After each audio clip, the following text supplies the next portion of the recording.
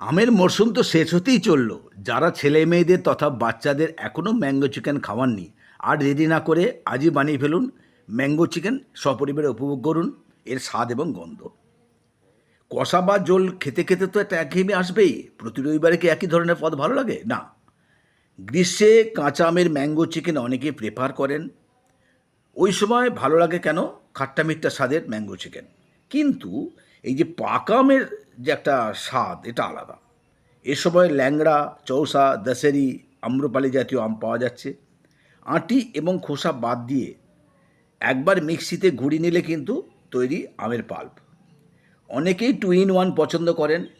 Pulp ছাড়াও টুকরো আম যোগ করেন, মানে আমের কিউব।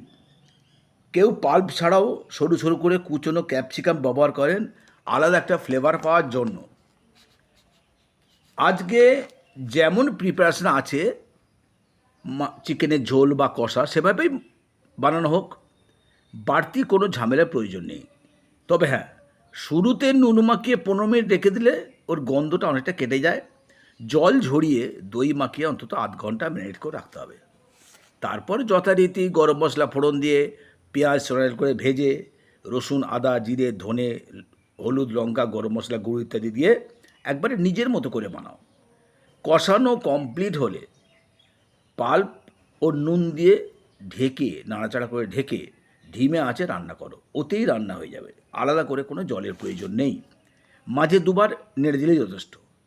যদি 2 in 1 করো, অবশ্যই ওর সাথে আমের কিউবগুলো দাও, অথবা ক্যাপসিকাম কুচি পেঁয়াজের মতো করে।